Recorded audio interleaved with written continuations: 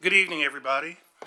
A quorum being present, this work session of the Board of Trustees of the Spring Independent School District is officially called to order. On Thursday, August 8th, 2024, the time is now 6:06.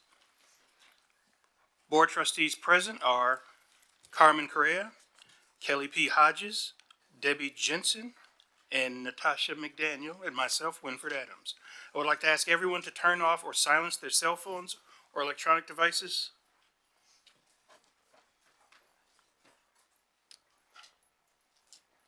Thank you. Natasha, you ready?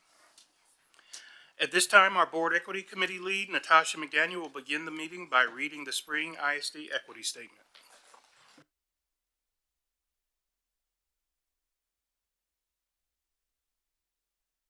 It's up here. Thank you.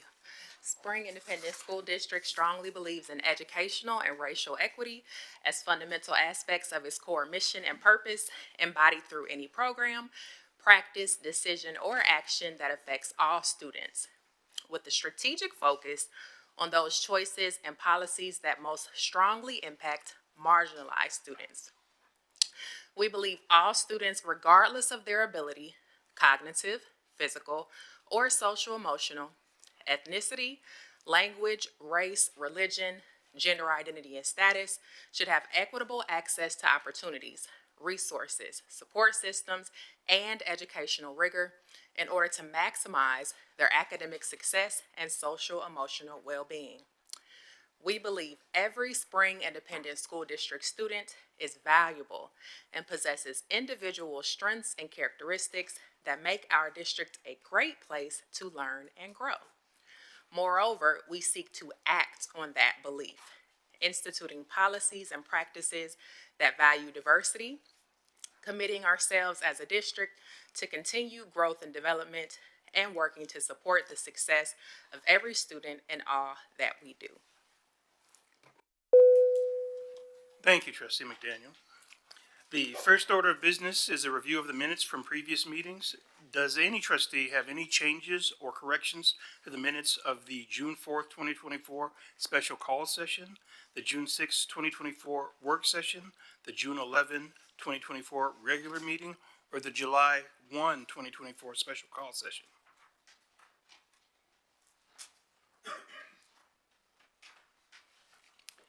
Hearing none, these agenda items will be submitted as part of the consent agenda on the August 12, 2024 Board of Trustees regular meeting.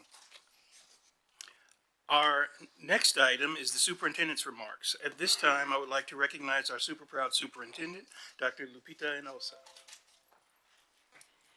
Thank you, Mr. Adams, and just everyone, welcome back. So we're back. We had a great month off. Well, kind of a month off, huh?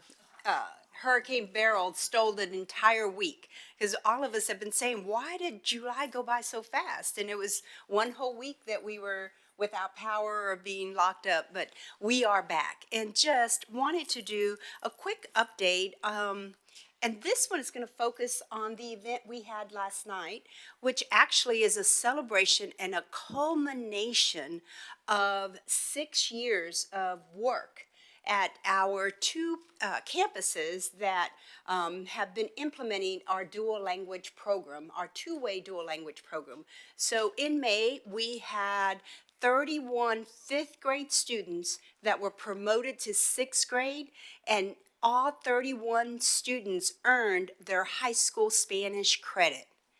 Like, yes, thank you. Can you imagine that? You're going to middle school with a high school credit already. And so we wanted to share this with you. We had Mr. Adams and Dr. Jensen that had the opportunity to attend. So just wanted to do a quick celebration. Today, we recognize our students for earning their first high school credit. Tonight we had a huge celebration. We had 31 fifth graders that are leaving fifth grade with a high school credit in Spanish. We were here to celebrate them, recognize their accomplishments, and most importantly, thank the parents that continue to support our district, our programming, and most importantly, our board, because it was their vision to make sure that every single student in Spring ISD has the choice and the opportunity to leave Spring ISD bilingual, biliterate, and bicultural. And so we want our kids to be globally competitive, right? We want them to graduate or have the opportunity to graduate and be able to speak and think and write in multiple languages, because it makes them more competitive in the world, and it really makes them powerful. And so that's what we wanted to do when we were talking about doing two-way dual language. And I'll say again, not just biliterate, but multiliterate. We want them to have opportunities to learn Spanish, French, Mandarin, Cantonese, Arabic, whatever it is, sign language, because we believe that makes them more powerful and more competitive. Like, when you know two languages, that means like you have the courage so you can learn a third one, a fourth one, a fifth one, how many you want. Right now, I'm actually learning Korean. I think I just want to travel the world to see like different cultures, you know? What other students in the state of Texas, when they leave fifth grade, leave with a high school credit? What other students? Zero. It's only in Spring ISD that our students can do that. Isn't that amazing? You guys are amazing. It really helps you understand both languages. It's a unique way of having kids learn in a different way. You have a teacher that helps you with how, in whichever way she knows that you need to learn. They help you in many different ways, and it just kind of works out. And our children in Spring ISD, and specifically the students that you have here today, were given choices and opportunities. And they took the opportunity and stuck with it since kindergarten. And now, in May, took the high school Spanish test. And they passed it. Look at this. Isn't that amazing? You were in fifth grade and you're getting a high school credit, right? Mm-hmm. How does that make you feel? Make me feel more excited to go to high school now. You're going to learn to think in two languages. You're already thinking in two languages. You can also dream in two languages. The sky is the limit. Los sueños no tienen límite. It makes me feel proud because I can talk to my family members that don't speak English and also talk to my family members that don't speak Spanish. So it makes me feel proud and happy that I can speak both You languages. get to middle school, you take the 3 other high school credits. When you get to high school, you take your college courses, they're dual credit, and then you can graduate with an associate's degree. When you go to college, when you go to the university, you'll already be a junior. You'll be ahead of the game. And all of our high schools, every single one of our high schools, they have the opportunity to also take dual credit courses from Lone Star, from our college. And so our students can graduate from Spring ISD with an associate's degree, all paid for by the district. We pay for the tuition, we pay for the textbooks. And so just immense pride that we continue to achieve the vision of giving students choices and opportunities that they can then be successful and chase their dreams. Congratulations, mijito. Felicidades, mijito. Y felicidades a usted. And I know we have like the individual little videos, and Madison, I think last night was really shy after she did an amazing job in doing her presentation. So just super proud of our students and all the great accomplishments that they have. Just a quick reminder, this Saturday, we will have our summer graduation out at Dekaney, Saturday morning at 9 o'clock. We have students that have been working all summer long to go ahead and finish the courses that they need, take the tests that they need so that they can graduate. We also, after the graduation, we do have a job fair going on at Winchie Senior High School. Just as a quick reminder, just in case we've forgotten, less than a week away, Wednesday, August 14th is the first day of school. I know everyone's been working really hard in the classrooms, in the buildings, getting ready. And then just a quick update, we get a breather on September 2nd, which is Labor Day. So just super excited to start a new year, Mr. Adams. Thank you. That concludes my comments. Thank you, Dr. Hinojosa. So I want to add that, I was here when we started with those kids, and I remember the other thing that we talked about is the tangential benefits of this type of programming and how that bleeds over into all other academic areas for those kids. And so I'll be wanting to see, and I think the rest of the board would agree with me, how this cohort did on their STAR exams, what their MAP testing looked like. Because I think it's a strong selling point as we try to recruit other families and grow this program so that next year we have 60 of these kids. Well, we're going cohort by cohort, but we maintain this so that we're growing more and more kids in the system. So again, thank you for that. It was a wonderful event. Thank you. And I do have to say that you, as the board, set the standard when we were creating the portrait of a graduate. And the board and all the community, we went out to the schools, to community meetings to get the vision of what a graduate in Spring ISD should look like, sound like, be like. And I said it last night, I'll say it again tonight. I know it was Mr. Adams that really pushed that up on that board where we have that graduate and all the different skills that we want our students to have, that the students be bilingual, multilingual. And I remember, sitting out there saying, oh my goodness, implications of that. And every year you've asked us, and it's taken a while because the students started out in kindergarten, but we see them now. The other pieces that we have up there in the portrait of a graduate is critical thinker and problem solver. And so these students have the ability to solve problems, to think critically, not just in one language, but two languages. And so we'll continue to chip away at that portrait of the graduates to make sure that that's what we're producing here in Spring ISD. And definitely these students are a cohort, so we'll track their performance, and we can even look at their performance right now, how they did in the STAR exam this past year, because these kiddos are taking the tests in English and Spanish. So we'll pull that data and have it ready for the board to look at. Excellent, thank you.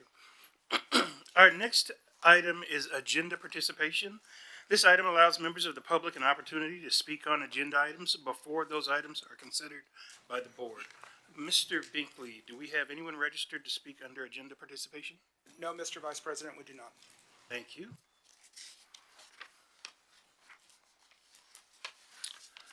For our next agenda item, I would like to recognize our Chief Financial Officer, Chief Ann Westbrooks. Good evening, and thank you, Vice President Adams, Dr. Hinojosa, and members of the board.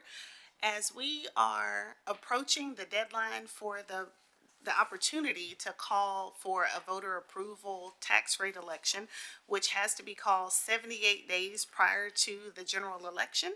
The general election is on November 5th this year, and 78 days prior to that is August 19th. So this evening, we wanted to bring back the details related to the voter approval tax rate election for consideration. And so I wanted to open up by speaking to our board members regarding what it is that we're asking the board to do in this process. And so the administration is asking the board for approval to place the voter approval tax rate election, the VATER, on the November 5th board election, November 5th ballot as a part of the general election, so that our Spring ISD community members have the opportunity to decide on how they would like to vote on the VATER. So that is the vote that we'll be asking the board for next week, and that is to place the VATER on the November 5th ballot. So just a reminder, looking back at exactly what is a VATER, it stands for, as I mentioned, a voter approval tax rate election. It impacts the maintenance and operations portion of the district's tax rate, which is the part that supports the general fund, which is, of course, the district's general operating budget. It's required at any time that the district is to pass a tax rate that exceeds the maximum that's allowed in the Texas statute. And so that rate that is the maximum allowed in Texas statute is actually called the VATR, which is the voter approved tax rate. For Spring ISD, for the 2024 tax year, that rate is 0.6669. And so any approval of a tax rate above that rate will require a VATR. And so as mentioned before, the VATR would generate revenue both on the local through property tax collections and also at the state level through our state aid calculation. A reminder and a look back at some of the reasons why we're seeking the opportunity to move towards a VATR is, of course, the lack of state funding. We've had lots of discussions throughout our 24-25 budget development process to discuss the need for additional state funding. As we know, our basic allotment has not been increased since the year 2019, which was prior to the COVID pandemic, and it was prior to a lot of the economic impacts that came after the COVID pandemic, including the increasing inflationary pressure that all school districts and lots of businesses are dealing with, where we've seen costs soar close to 20% increases in various cost centers. And of course, the opportunity to regain some financial stability. It would assist with the remaining budget deficit that the district has, which is just shy of about $13 million. As mentioned, it generates recurring revenue that we can depend on, that we know is a part of the funding formula, and we can make decisions based on that. It would provide employee compensation increases, namely to our teachers. The largest portion of the compensation proposal is towards our teachers, and we'll see that a little bit more in a moment. And as I mentioned, just the opportunity to regain the financial stability that Spring ISD has had for the last decade or more. In order to actually put a VATR on the ballot in November, there are some statutory requirements that the district has to meet, and we have met or will meet before the board is asked to vote all of these requirements. The first is that we have to pass our general fund and our debt service budgets, and the board voted and adopted that budget on June 11th. We have to select an auditor to conduct an efficiency audit.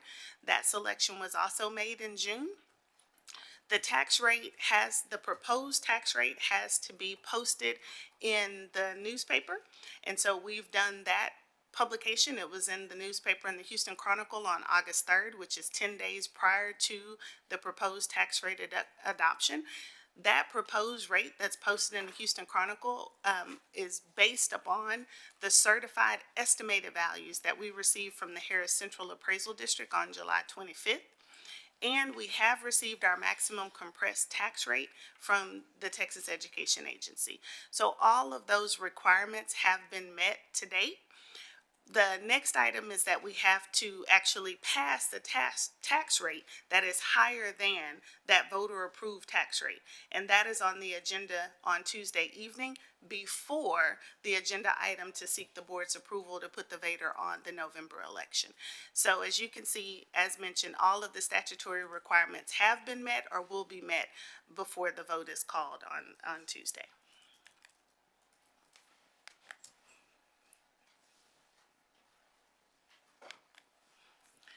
So here's just a look at the revenue that could be generated through a VATR. So you've heard me speak about the golden pennies and the copper pennies. So as part of the state legislation as it refers to state aid, there are golden pennies that yield additional state aid if your tax rate is higher. And so there is a total of 8 golden pennies. The first 5 are basically given to the school district as long as the local board approves it. The other 3, which are the 3 that we're seeking, require a VATR. And so those 3 golden pennies yield per penny $129.52 per per water per penny. So with the 3 golden pennies that the district has available, there's a possibility to yield $388.56 per water. And water is weighted average daily attendance. So that takes into account our special population students that are in either special ed, gifted and talented, career and technical. That's where the weighted average daily attendance comes in. Then you have your copper pennies. So that's the next tier of pennies that are a part of, again, the state formula. And those copper pennies don't yield as much as the golden pennies, but there's still some additional revenue available. Those 2 copper pennies together would yield $98.56 per water. So with those 5 pennies that are available to us, the 3 golden and the 2 copper pennies, the total estimated revenue that we would receive would be just over $20 million. And so that equates to an additional $586.93 per student in Spring ISD. The local part of that 20 million is about 9.4 million, and the state part is about 11.7. So as you can see, even though we're asking our voters in Spring ISD to consider this, we're asking them to increase their tax rate so that it brings in local revenue, but the amount by increasing the local effort is even more that we would receive from the state if we're able to, if our voters so choose to add these 5 cents to our tax rate. So looking at the impact to a homeowner in Spring ISD. So on July 25th, we received that certified estimate of our values. And as you recall, that's the second certified estimate that we received. We received one in April, the second one in July, and then the final will be the certified values that we'll receive later in August. Based on that certified estimate on July 25th, the average taxable home value in Spring ISD is $175,000. So the appraised value before the $100,000 homestead exemption is about $275,000. On that average home in Spring ISD's boundaries, with no VADR, the tax rate would remain at that 1.1069, and their tax bill would be $1,948. With the VADR, if the voters were to approve the VADR, the tax at a tax rate of $1.1569, then the total taxes would be $2,036. So the difference, the increased amount that the taxes would go up is $88 for the year, for that tax year, which equates to about $7 a month for the average taxpayer. Now, as we know, there are some values which may be higher than this, and there are some that could be lower. We have some taxpayers that if their taxable value is after the homestead exemption is 0, then they pay nothing. But this is the average homeowner in Spring ISD based on the July 25th values. And then as always, homeowners that receive a homestead exemption or a disability exemption that are over the age of 65, they wouldn't see an increase above their tax ceiling as a result of this voter approved tax rate election. So over 65, just like with our bond, their values are frozen. The plan for the revenue that would be generated by the VADR is for we're proposing it to go towards 2 things. One is to balance the budget. So as you notice with the budget that we passed back on June 11th, it would reduce the budget deficit down to just under $1 million, $899,000. It would also allow for compensation increases, a 2% general pay increase for all staff. And then for teachers, that general pay increase is $1,350. So all teachers will receive a general pay increase of $1,350. But then more targeted increases are implemented in this model for teachers that have between 3 and 24 years of experience in order to improve that market position for all of our teachers. So when you combine the general pay increase of $1,350 plus those targeted increases for those teachers that have more than 3 years of experience, the average raise for a teacher is about 5%. And so here's a look at the graph that was shared with the board back in May. And you can see the orange line is where we are now. the blue line is the market, and then the green is where the district would be. Of course, we're looking at the 23-24 market. The green line is where we would be after that 2% general pay increase and those equity adjustments that we mentioned. So gives us more of a market competitive position with that increase.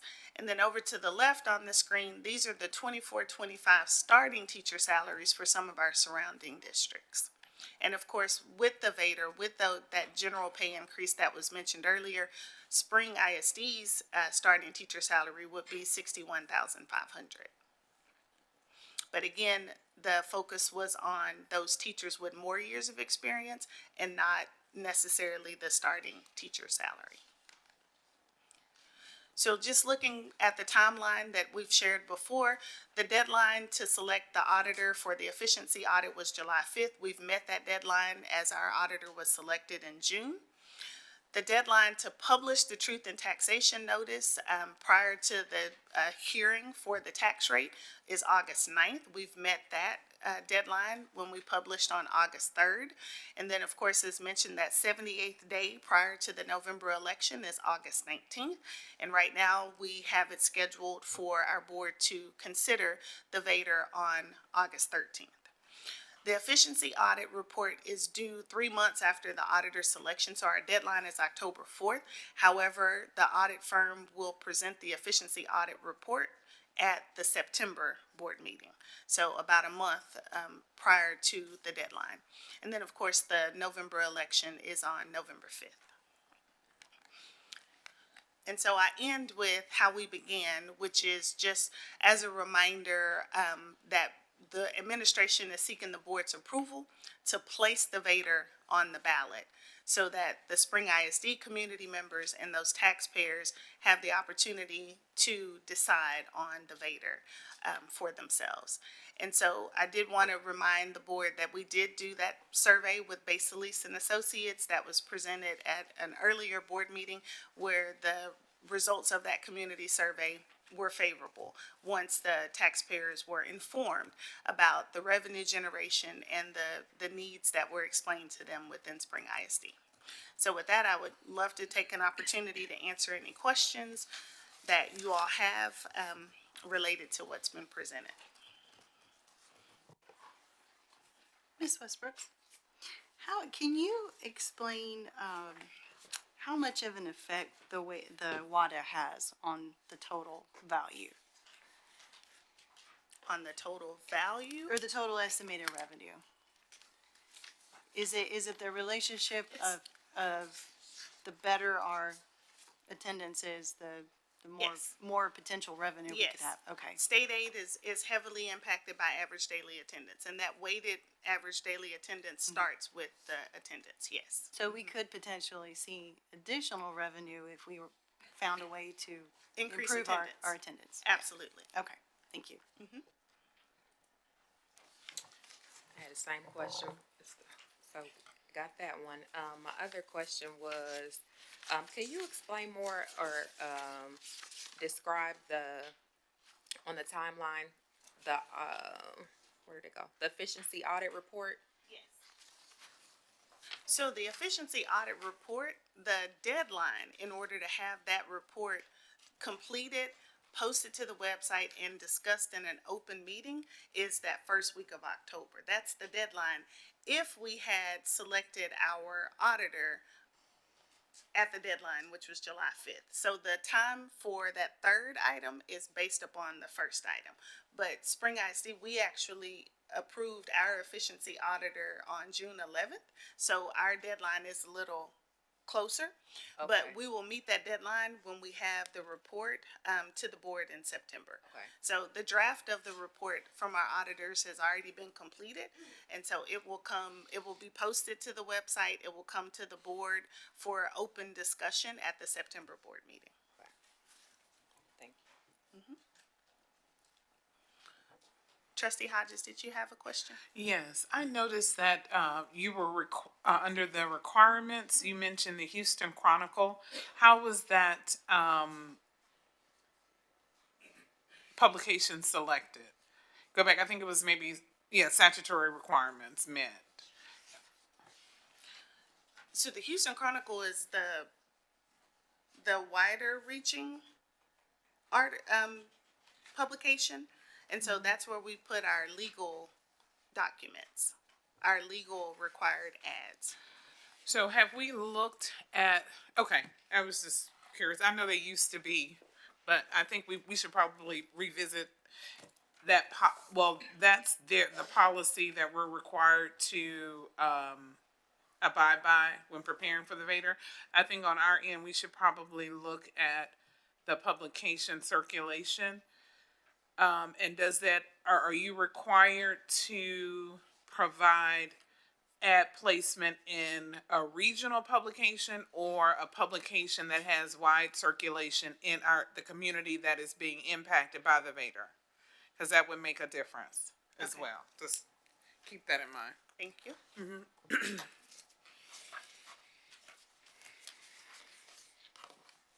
It's a good question.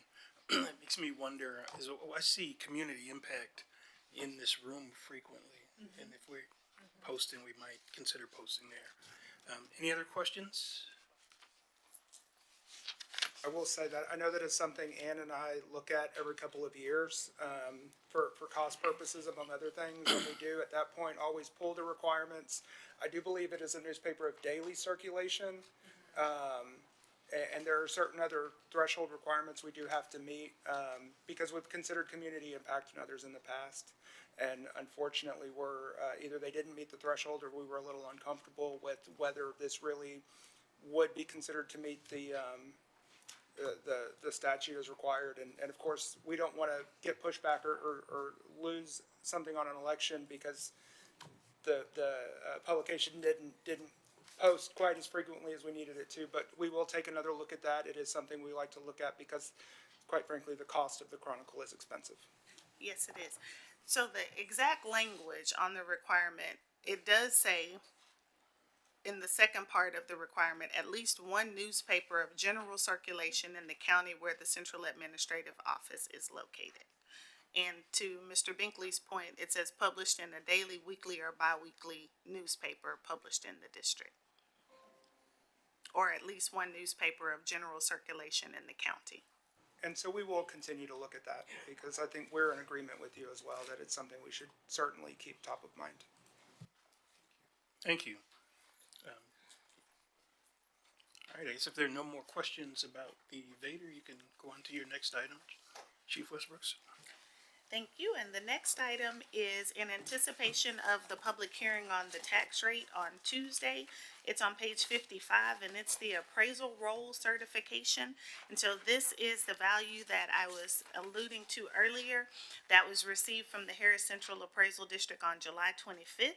And it's the value in which our truth and taxation calculation was based upon, and that notice was published based upon this as well. And so you can see the value is $20,326,236,964, and that represents, if we do July to July, it represents just shy of a 3% increase in values. If we were to look at our current 2023 values compared to this, it's about a 4.5% increase in values. And so this is an item that is for approval, and it's the acceptance of the appraisal roll that we received. Any questions?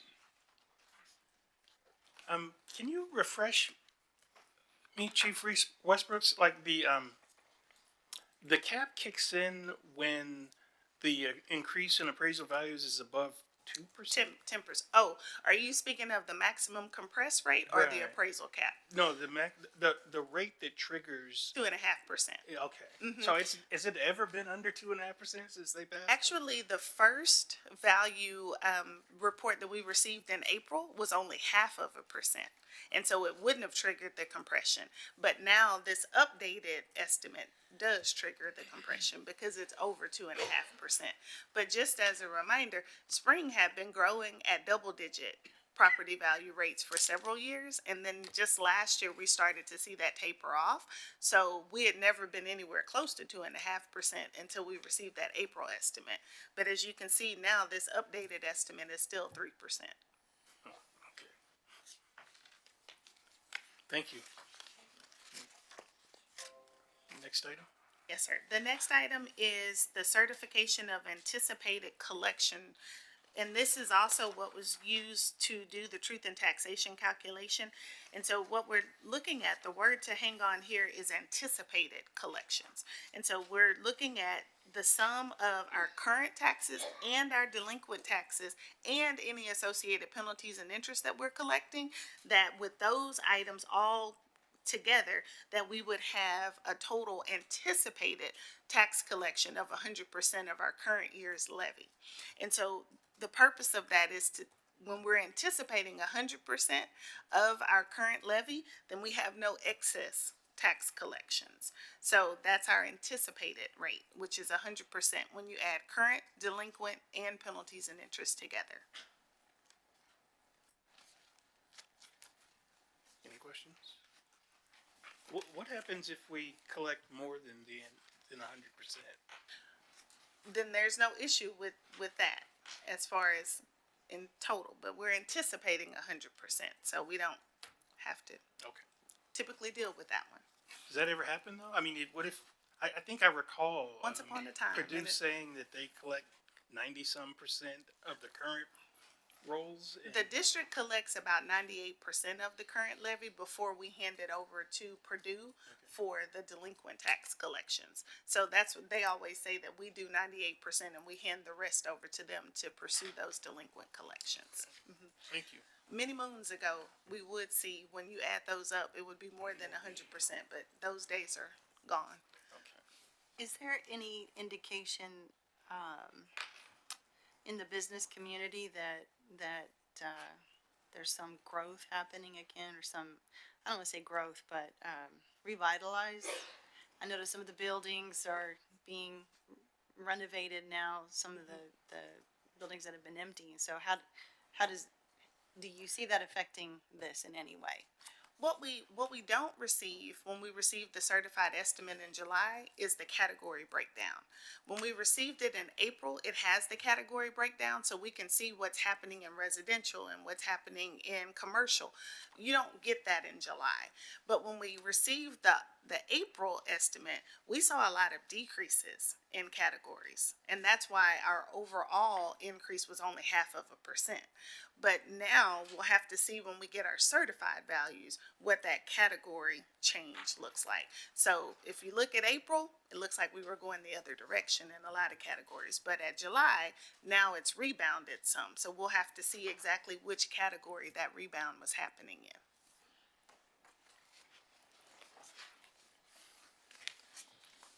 Should I Any continue? other questions? All right, Ms. Westbrook, next item. Okay, the next item is our taxpayer refunds for the month, and it begins on page 59.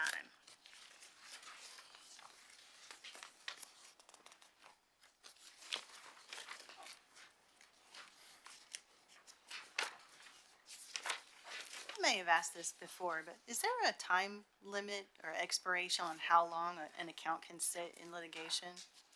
It's like a statute. I'm sure there is. I don't have it right in front of me. I'll double check it. But I know that one time we had an account that was in litigation for about 4 years.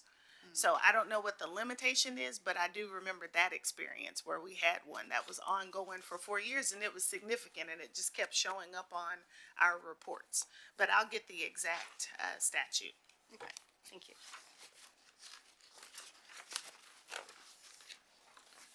Our next item is a monthly recurring report as well, and that is the report of cooperative purchases that exceed $50,000, and that begins on page 78.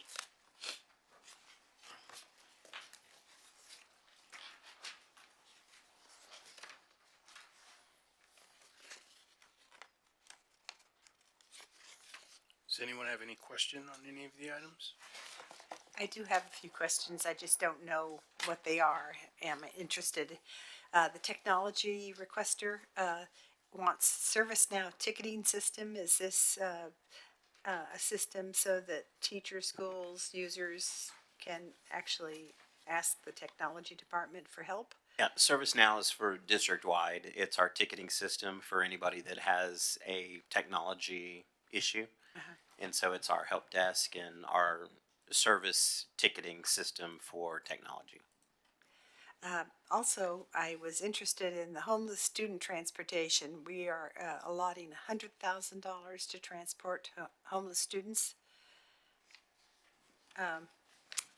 Yeah, I'm trying to follow you on which Oh, I'm page. sorry, 'Cause I have all my notes in front of I'm me. on page 79 on Page my. 79.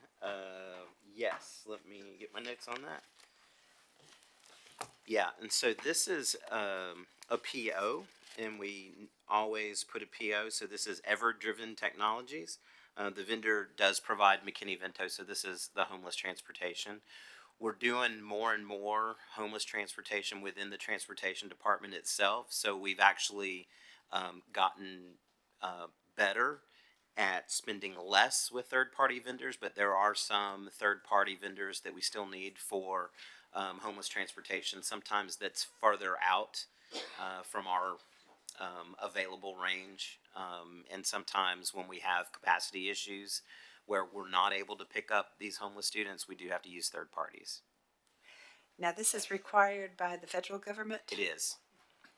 It's part of McKinney Vento. So this is an unfunded mandate from the federal government?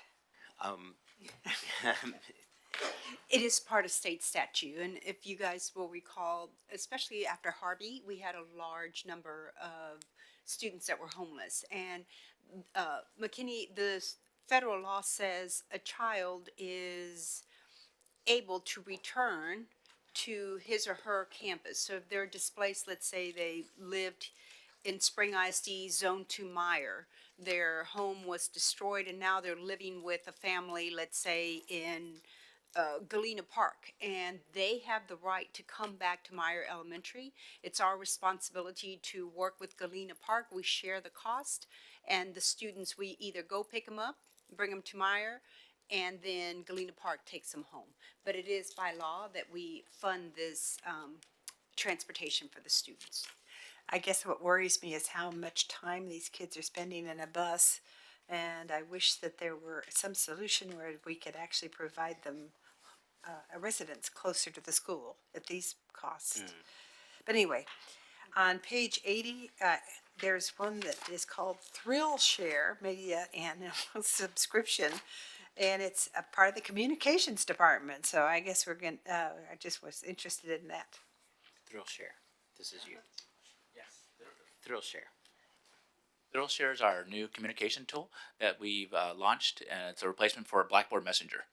It's what is how principals send out communications to parents and students. Okay.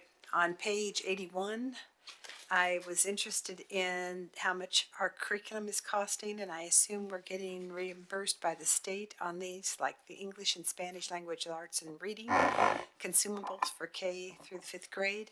It's almost $3 million. Yes, ma'am. A portion of our curriculum materials are still being purchased through our T-class funding, which is part of the TEA grant that's been really helping us leverage our HQIM resources.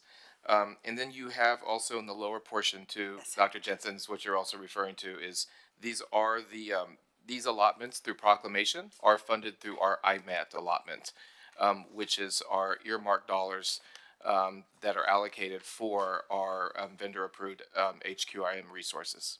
So these are also TEA approved? Yes, ma'am. Yes, wonderful.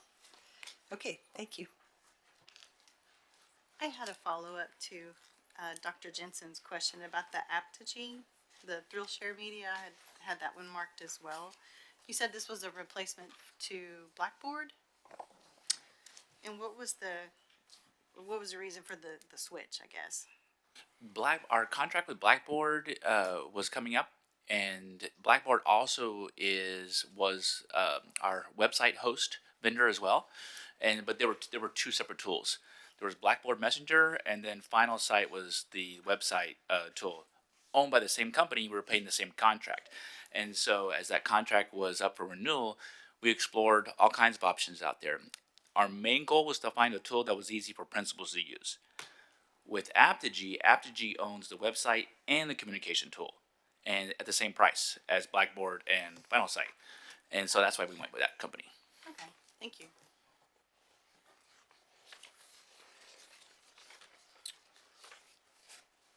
Right, move us to the next item, Chief Westbrooks. And our next item, we're actually asking if we could table this item until Tuesday evening. Our third-party administrator with Gallagher Insurance was not able to join us this evening, and we want you to have an opportunity to ask specific questions related to the stop-loss insurance, which is related to the self-funded medical plan. So if the board approves, then we would like to table this item until Tuesday evening. Any objections? Please proceed. Thank you. The next item is a request for proposal for emergency generators, inspections, and maintenance and repairs. And so we had a total of 9 vendor responses, and we have the recommended vendor on page 90 for these services.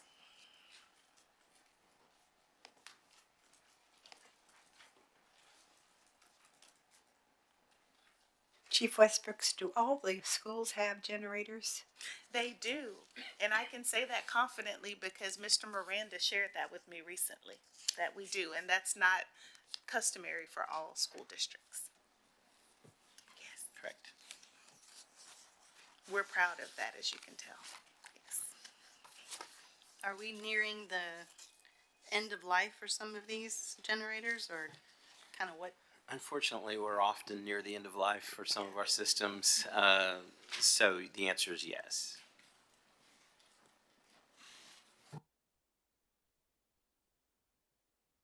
Hearing no other questions, please proceed.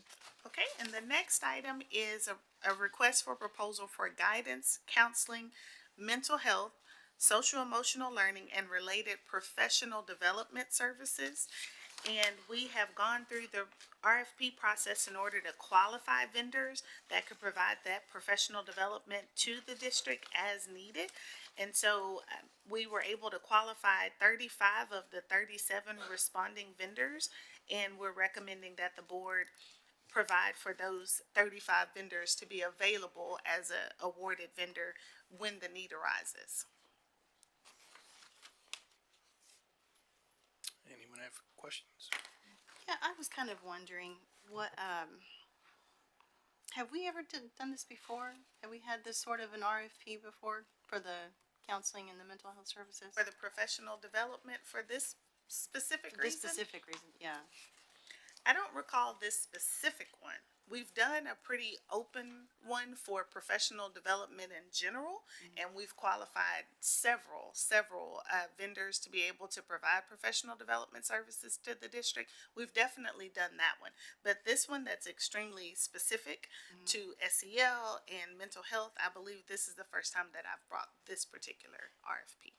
And is there a reason behind that? Or I guess why we're doing this differently versus kind of like you said, the general, and this is a little more narrowed down. I'm gonna look at my Anybody? colleague, Dr. Parasol, and see if you recalled any specific reason why we did this one for, why this one was requested to be separate from our general professional development. No, not to my knowledge. There's just a lot of different opportunities with different vendors, and we're always trying to maximize the different options that we have. And so sometimes when you have a more specific RFP, it brings in some additional groups that may not have participated in bidding on a general professional development RFP. And I was just checking the audience to see if our director of counseling was here, and I found her. So I didn't know if she had some additional insight. Thank you, Dr. Collins.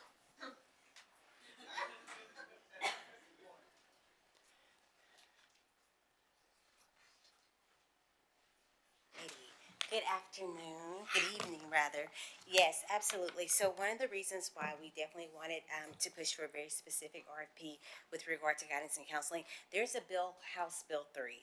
And House Bill 3 mandates that all of our employees that are in contact with students are trained in mental health first aid or youth mental health first aid. And so that was one of the vendors that we wanted to make sure we got on the RFP so that we would be able to utilize them. And we received the training to become trainers of trainers. So we've identified my team, probably some members from special ed, student services, all to be trained from that perspective, and they are one of the vendors on there. The National CBH Council for Mental Health Wellbeing as one of the options on there. And so that will allow us to have a greater reach when we're trying to train for and meet this mandate from the state for youth mental health first aid. There's some other vendors on there that we were able to get approved, such as Hope Squad, which is involved in the peer suicide prevention program. We know in years past that that has been a concern in the district, and so we really wanted to lean on our students and our peers to be that contact to help in suicide prevention. I am just in awe of the range of problems you have to address. And I was very interested in how long this list is, and appreciate that you had an evaluation team from the district doing this. And when I looked at the qualifications, is there any kind of consistent licensing for these different vendors? So we have noticed that a lot.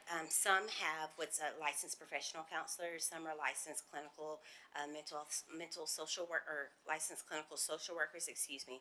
So some do, some don't. They've made the vendor list. They're an option for us. It does not necessarily mean that we will utilize them. But if there is a need, we at least have that option to utilize those vendors. But yes, a lot of them do have the licensed professional counselor behind their credentials, rather. Well, I strongly support the option to bring in, because different students will have different problems and we don't have the personnel to deal with this. But in recent weeks, I've been told horror stories of services that come in and are not professional. And that's why I was just concerned about, apparently there's no state licensing at all for this.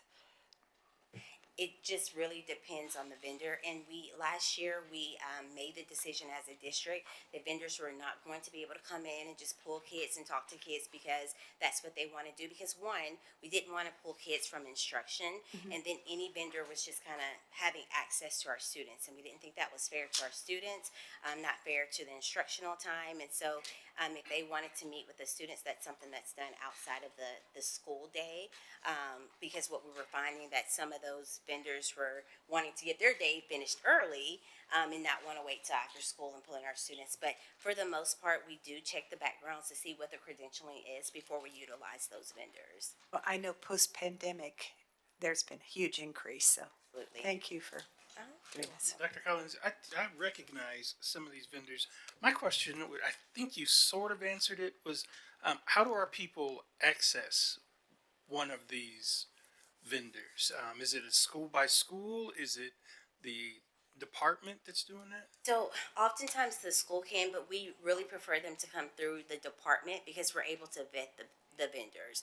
Say for instance, the Council of Recovery wanted to come in, and we did get them vetted, and now it's a district-wide program that we're planning on using for this school year. I think one of our middle school campuses wanted to use it, and so it's like if it's worthy and we vetted the vendor, then we've made it district-wide, and so now we'll be pushing that out district-wide as opposed to this campus using this one, this campus using that one. Just kind of making it more centralized and streamlining the services. I understand. Thank you, Dr. Collins. Let the record show that President Durant has arrived. The time is now 6:58, and I'm going to call a short recess at this time. We're going to take 5 minutes.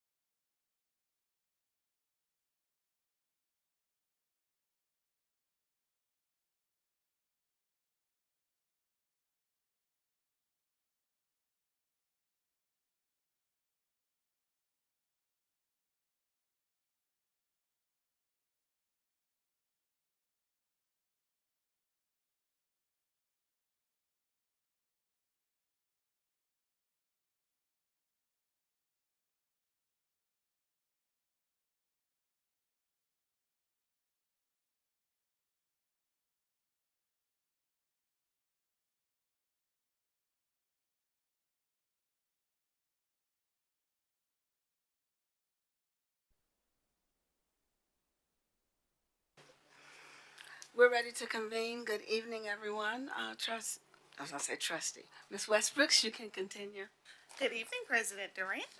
The last item under financial services is a staff development waiver and adjustment to the instructional calendar. And what we're seeking here with this item is the board's approval to apply for a staff development waiver that would allow for up to 2,100 minutes or 5 days for professional development in place of student instruction. And so we've identified 3 days where we could utilize this waiver to improve instruction. And I wanted to hand it off to Dr. Cuellar to talk about the use of those 3 days and how that can benefit us in this next year. Thank you so much, Chief Westbrooks. President Durant, members of the board, superintendent, very excited about this staff development waiver. One of the feedback that we always hear from teachers, is the opportunity to have more time to engage in professional development, training, and collaborative planning with one another. These 3 development days are going to be very strategic in how we target very specific instructional strategies. For the first, on September the 16th, we're going to look at the first 6 weeks of our scope and sequence, and we're going to assess where we are at that point in time with our curriculum. We know that with a lot of our teachers, we have new teachers, DOI teachers, and veteran teachers. This is a great opportunity for us to calibrate and recalibrate and look at the 6 weeks in whole and be able to look at our curriculum planning even for future projecting to see are there any areas that we need to tweak and tool and anything that we also need to focus heavily on. That will give us the opportunity to be able to do that with our teachers in that form. When we look at November 4th, we're going to be assessing our middle of the year, leveraging and utilizing our MAP assessment. That's a great opportunity to see where our students are at, how they're performing, and for us to start developing some very strategic intervention plans. That's an opportunity for our teachers to work together, to look at the data, to be able to engage in their PLCs at the campus level, and then for us to start forming intervention groups to start helping our students with intervention and acceleration. And then the last date for February the 18th, we know that that's really the where the rubber hits the road as we start to really get ready at not only focusing heavily on our intervention programs with our students, but really getting ready for the STAR assessment. That'll be an opportunity for us to really look at the data up to that point, leveraging all of our benchmark data, all of our assessments, but also ensuring that we're really focusing in on STAR. We know that one of the biggest pieces about STAR is the writing portion. A big data piece that sticks out to me is, 50% of our students in the state of Texas scored a 0 on their writing portion, on the extended constructed response. 50% scored a 0. Now, we can attribute that to many different things, and I think that's another conversation. But one of the things that we know that what we can do is we can really, really strategically focus on how we're looking at writing, how we're enhancing our students' extended constructed responses, how we're leveraging our digital literacy and getting students, the amount of focus and support that they need, to ensure that they're able to write successfully. One of the focuses that we're doing for STAR specifically this year, is writing. Of course, math and literacy will always be our paramount focus, but also science. The science standards have changed this year. About 60% of the standards have shifted. It's more project-based learning. We're really kind of focusing on the sciences of engineering. Hence the reason why we have a new proclamation with the adoption of our new science adoption. So this year we have a very, very a tight focus on science implementation and ensuring that we're training side by side as we're lifting off the new curriculum with our teachers. So all of this will be an opportunity for us to engage in that work. That's year long, but this will be a very tight focus specific to STAR in that February time period. So we've already mapped it out. We already planned it out with these specific intervals and how we're really going to target what our teachers are going to need in that point of time, but also leaving the window open. One of the things that we know about our PLCs and our professional learning communities, and especially with our PD, is also allowing the opportunity for our schools to be able to have a little bit of that ability and autonomy to also engage in what they need specific to their school. Every single school is going to need something very differently, so we're not going to apply something that's going to be cookie cutter. We are going to apply a training that's going to be applicable for that time period, but also allowing some autonomy within that for our schools to engage in something that's more strategic and focused. Thank you, Chief Westbrooks. Yes, sir. Any questions? Yes. Trustee Correa? Do we differentiate between professional development and the PLCs as far as two separate categories? And I only ask that because the statement on the summary here just kind of stood out. It said we provide most of our staff development before the first day of school. And so doing this is a little bit of a shift from, I guess, what we've done before, and I guess just help me understand the difference between what goes on during the year versus what this is stating here. Absolutely. Year-long training is going to be continuous. We offer training week to week for different groups, specialists, administration, and even teachers, specific DOI teachers. But this specifically is going to be a whole day, with all of our teachers to be engaged in this specific type of learning. It's very difficult, to be honest with you. It's very difficult to get all groups of teachers at the same time to engage in a training, especially throughout the course of the year. We do offer learning fairs. We offer learning fairs 3 times throughout the course of the year, and those are on Saturdays. But of course, we know that work-life balance is very important. So our numbers are not as high as what we would like them to be. We're also launching a virtual series this year as well, so we can offer virtual opportunities and recorded videos for teachers to engage in that as well. But this gives us the opportunity to actually have whole staffs to be able to be in attendance, which would be typically during a whole school day, to be engaged in that learning, which will be critical to their development. Yes, ma'am. Thank you. I don't see any other questions. Thank you, Ms. Westbrooks and Ms. Quayre. For our next item, I'd like to recognize our Chief of Innovation and Student Success, Dr. Matt Parasol, to review a discussion on grants. Thank you, President Durant. Good evening, members of the board, superintendent, and all those with us tonight. This item can be found beginning on page 99 in your packets. I'm excited to share that for this month we have over $1 million in grants that we have been awarded. Specifically, these tie to our strategic plan in the area of strengthening instructional practices, opportunities to improve our quality seat offerings and well-being and safety. The first one on the list, which you'll see on page 100, is a grant from the Texas Education Agency for the Effective Schools Framework Focused Support Grant. And we have 2 schools that each received $100,000, Clark and Booker, that they'll be able to utilize as they work on their campus improvement plans and receive training through our contracted provider, which will be Region 4. And then, so that was $200,000 for those 2 schools. We also had a second grant for also from TEA, which is the SAFE Grant Cycle 2, to support school safety standards implementation.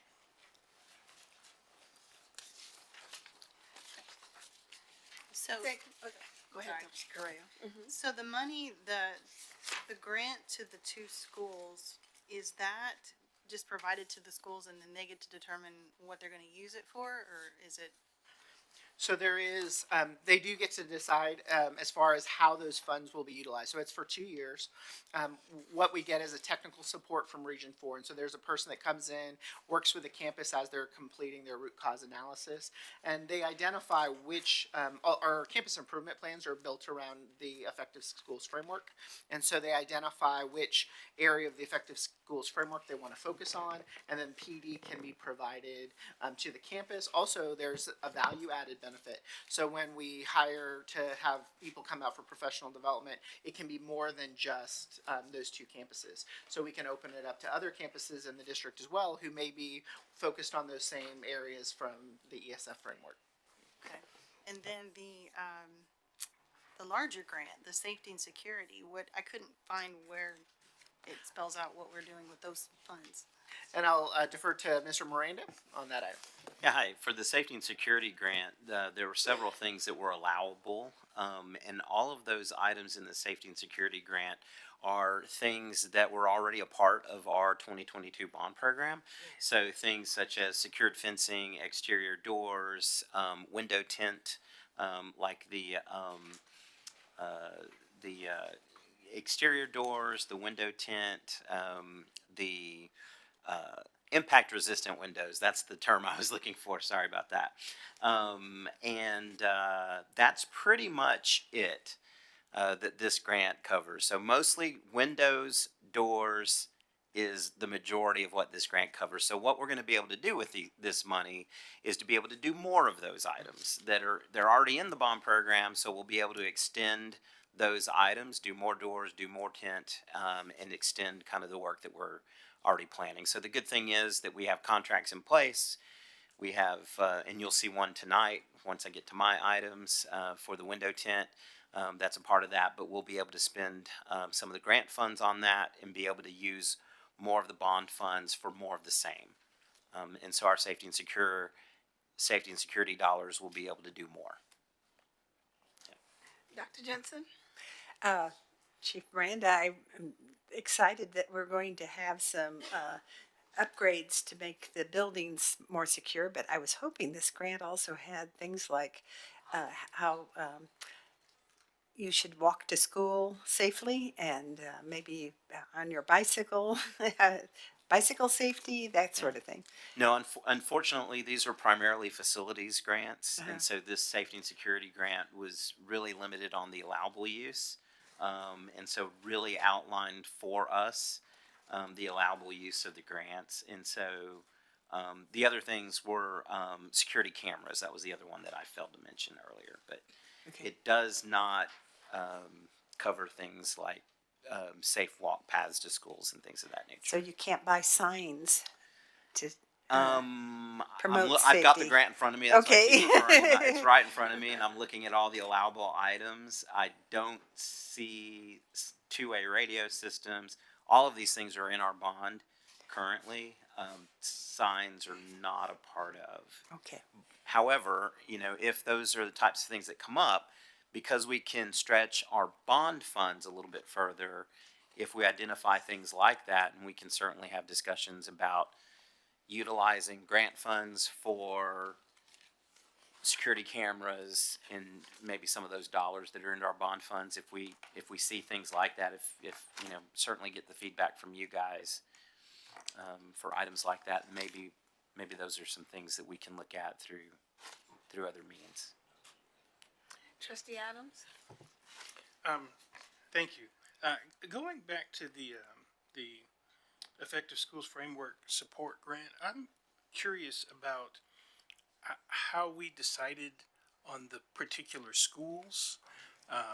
Is that a thing that's happening with that campus team, or is there an overall grants department that did that? And so the grant is offered to schools that are listed as targeted schools. So when you look at our accountability system, they're specifically looking at domain 3. So looking at that federal domain. If you remember, I know it's been a little while since we looked at it, but it looks at different ethnicity groups and their performance. It looks at their social economic status, special ed status, those different components. And if there are student groups that are struggling, and they're struggling for more than 3 consecutive years, then it opens it up and they become known as as targeted campuses or targeted groups. And so they end up writing their campus improvement plans, and sometimes, depending on the amount of years, also what's called a TIP or a targeted improvement plan. So those schools that were part of that group were all eligible, and we submitted all of them for the grant. 2 of them were awarded. So it was actually a total of 10 schools, if I remember right. So do we know for the other 8 schools in terms of the criteria for maybe being more successful in a future cycle? I'd be curious, and there might be an opportunity for some professional development to figure out what they're doing at Clark and Booker to be awarded these grants. I'd like to see all of our targeted schools that are eligible get awarded these grants. Yes, and there's a couple of reasons. So the application is actually pretty simplified. You put in the schools, and so it's one. We centrally submit the grants. There are conversations with the schools beforehand and the assistant soups about this potential opportunity and how this fund, we could use those funds. But the schools that were allotted, TEA decides those numbers. This year they had looked back at, because this accountability year, there wasn't released results. And so they had really looked at the prior years and they chose those 2 schools that had those tips, and those were the schools that actually received the grant. So there were across the state, there were 200 school districts that were awarded, or 200 campuses that were awarded. So when you think about, in the grand scheme of how many campuses are in the state of Texas, having 2 out of 200 in the whole state, we were excited with that. Of course, we wish we would have got more, and we'll apply again every year cycle. There are some reasons where the others would be excluded. For example, if they have other TEA grants. So if they have an SAF grant, which we did have several schools on that list that also had just completed their SAF grant.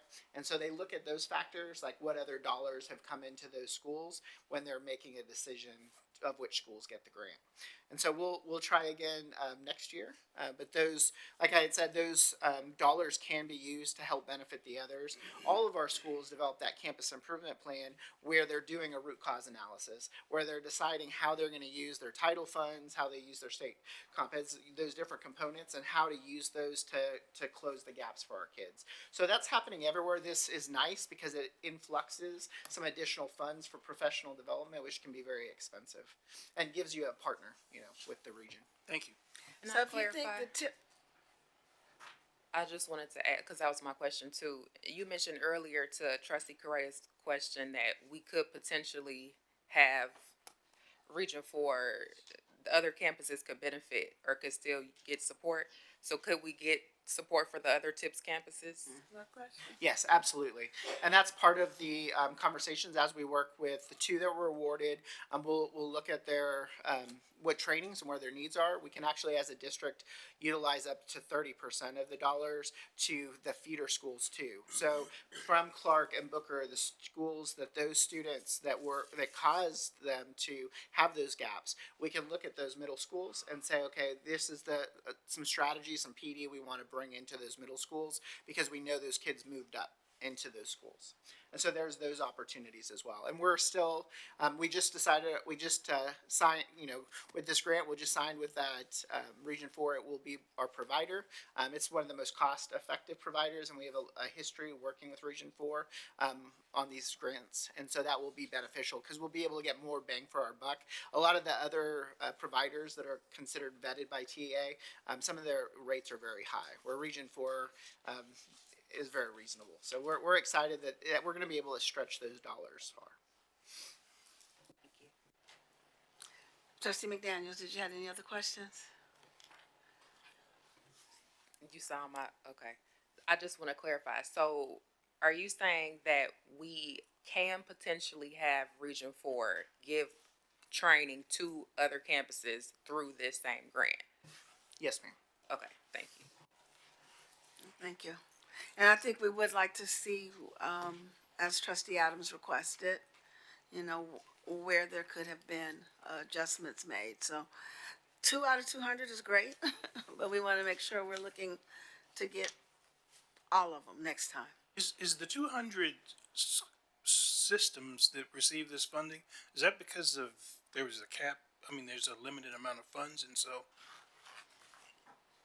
there are a limited number of funds, and they really don't provide guidance of why which ones did or which ones didn't. And so even the dollar amount can vary. So it could be from, if I remember right, 85,000 to 125,000 that would be each school could get. And so where the 100,000 came in is probably based on the number of dollars they had versus the number of awards that they were given from their budget. And we can pull a copy of the application. It's very simple. There's not a lot of context that you're putting in as far as, some grants, you're writing very detailed paragraphs about the needs of each school. That's not the case in this grant. It's these schools are eligible. This is which ones are we requesting for, and then it's submitted. And so, yeah. But we'll definitely work on getting that for you, for the board. And Thank you, Dr. Carazon. For our next item, I'd like to recognize our Chief of District Operations, Mark Miranda. Thank you, President Durant, members of the board, Superintendent Dr. Hinojosa. I'm on page 111.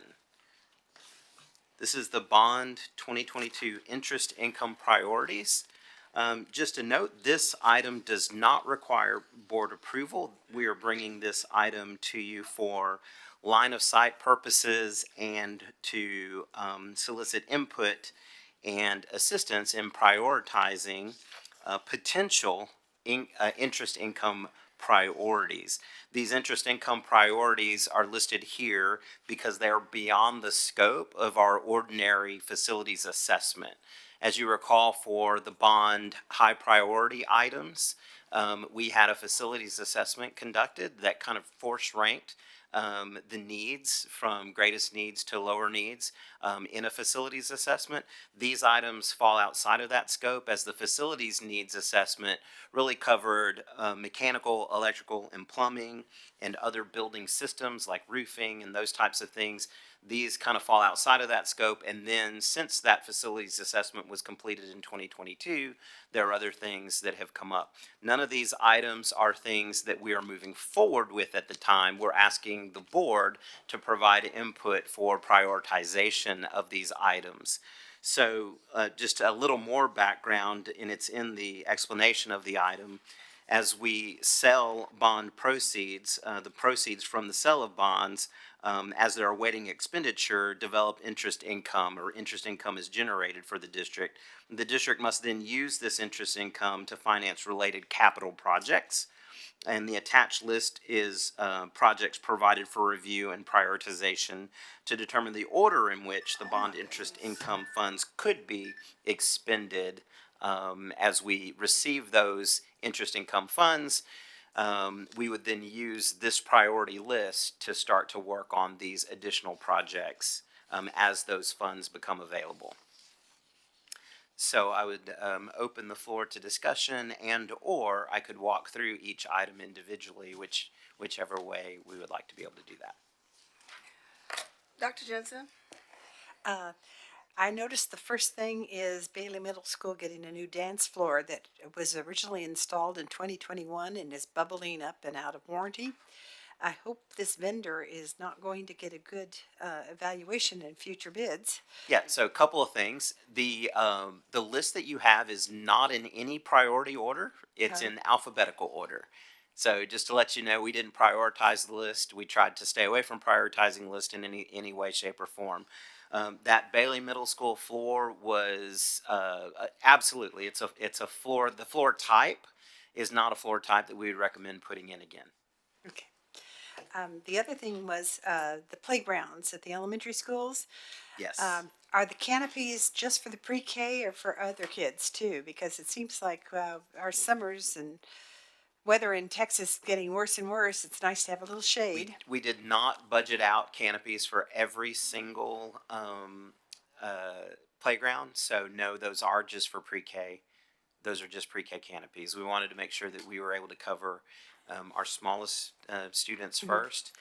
We could certainly go back and look at canopies and expand that if we needed to, but plant trees. On this one, it was right. Or plant trees. The other thing is you have some pool renovation information here. Yes. And I don't understand some of this. Okay.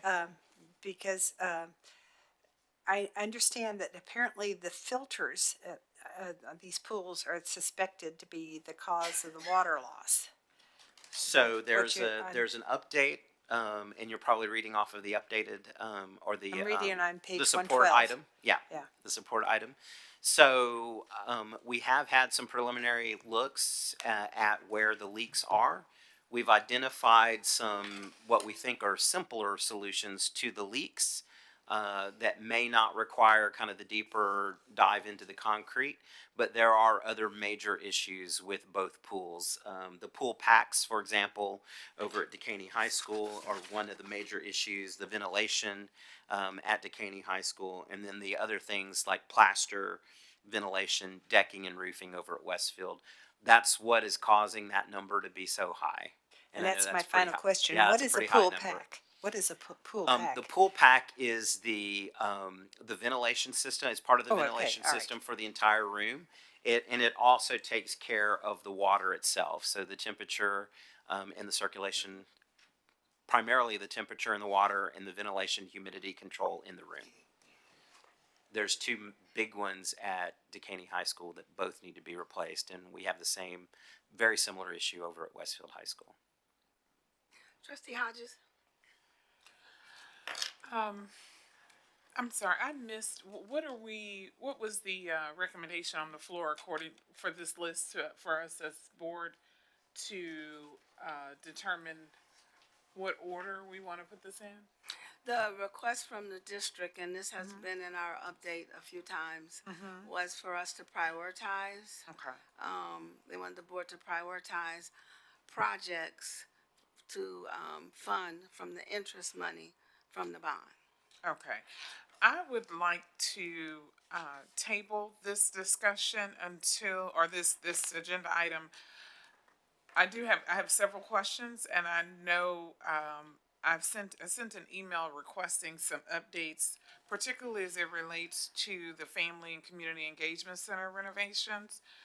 I received some feedback from Dr. H, and I was a little concerned about the cost of some of the items that were presented, just from my experience working with the YMCA of Greater Houston and managing our YMCA. And as far as the pool, I think one of the items said that it cost $50,000 for pool chemicals, if I read it correctly, for one pool, and that's a lot. So I'd like to I'd like to physically, if possible, see some of the data and how information and how it was compiled, and or if you can give me some information on what our policy is in going out and soliciting the bids. You know, what does that process looks like? Because if that is the bid that we receive from someone, that's a gross estimate for one swimming pool. Now, if we were talking about Face, Spring High, Decaney, and Westfield, then I'd be like, okay, that this is close to it. But when you think about it, people have home pools that are the size of the pool at Face. And I know my neighbors are not paying $50,000 a year for pool chemicals. Right. So that was an immediate red flag for me, and I would hate for someone to be trying to take advantage of us as a school district. And I want us to be able to make an informed decision. I think I've said several occasions that I am an advocate for that facility, getting the renovations and us maintaining the pool. And I think that it's value in us keeping the pool and it being a revenue generator for us. So I'd really like to have that information in order to make an informed decision about this. And I Ms. Miranda, I'd kind of like to hear what is your feedback, because you've been working on this and your expert opinion. Yep. I may just be off the wall in feeling like we can No, you're generate revenue from this. Well, so I think one of the things that we presented that probably does need to be addressed is the current rental cost. The current rental cost for our swimming pools is quite low. It's something that was done back in 2016. Those rental costs for all facilities, including Face, are things that back in 2016 that was brought to the board. The board has purview in helping us set those rental cost agreements. It's something that we can definitely look at again. And then I did hear some feedback that certainly in order to get closer to being able, especially at the Face, to be able to generate more off of a rental from that facility, we would have to do something to look at the rental agreement, right? And so that's one thing that we would have to do there, right? The other part of the cost that you see here for what you have on here is the removal of the pool at Face at a lower cost, and the backup information that I provided subsequent to that also includes what it would cost to bring us up to standard. One of the things that would need to happen to bring us up to standard beyond just fixing the pool and getting it to code compliant is to be able to build a new pool house. You've seen the pool house there. We would need to demo the pool house and build a new pool house. Luckily, we were able to find something that would be kind of a simpler build. It would be a little bit of a less frills, kind of a no frills pool house, but something that could be done on the opposite side. And so we do have a plan for that. And those plans and those documents are something that I can bring back to the board to show kind of where we got kind of some of the costs behind some of the things that were provided to you guys. So I'd love to be able to do that. Thank you. Trustee Adams? So I did my Google prioritization, and I'm kind of good with what I did. My question was around one of the criticisms when we were going through the bond process is that we were using bond funds to buy laptop computers and technology, and we were basically financing something that is really good for a few years, and we're financing it for 30 years. And so my question was around whether it would be possible to use this interest income to reinvest in our students' Chromebooks. And it seems to me like that mitigates that criticism of our use of bond funds. I wanted to address the criticism first. We actually structure our repayment when we have a technology bond over the life of the asset that's being paid for with that series of the bond. So for example, in August, in about a week or so, we have a pricing for the rest of the authorized technology proposition funds for 18 million, and we have that set up that will it will amortize over 6 years. That makes sense to me. Yes. I get that. Okay. But what about, is that something that we could still do in terms of adding to this If project? I can jump in a little bit here, I know that,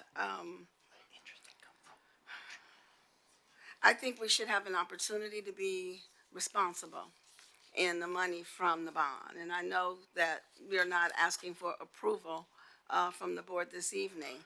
However, we did a facility assessment that we paid for. And that facility assessment identified our facilities that were in need of repairs. And we were able to get a pretty good amount of it into the bond, and there were some that we were not. So I really think if we're going to be responsible in the money, that we need to take a look at everything that was in that facility study and then prioritize it appropriately. And I know there may be extenuating circumstances and other things that would prioritize one thing over another. And I think we're open for that kind of conversation. But I think the interest money from the bond that the board called for, that the board is responsible to the community for their dollars, that we should not take a look at. I don't know how we chose just these 10 items for us to prioritize, and that's what we're going to move forward with. So I'm not comfortable prioritizing just these few. I think we should be responsible and prioritize everything in that facility study so that we can make sure that we're being equitable and fair in what we're doing, that we're being fiscally responsible with the dollars, and then have a dialogue around that. We did receive a request for some additional data around this particular item from Trustee McDaniel, that perhaps we utilize the same type of tool that we did for the bond money, and I would be a huge proponent for that. I want to make sure that the community understands that we took a look at everything that was identified in the study we paid for, and we worked with our leadership team and made the best decision in the interest of our kids and what's going to keep them safe and what needs to be done in the appropriate priority.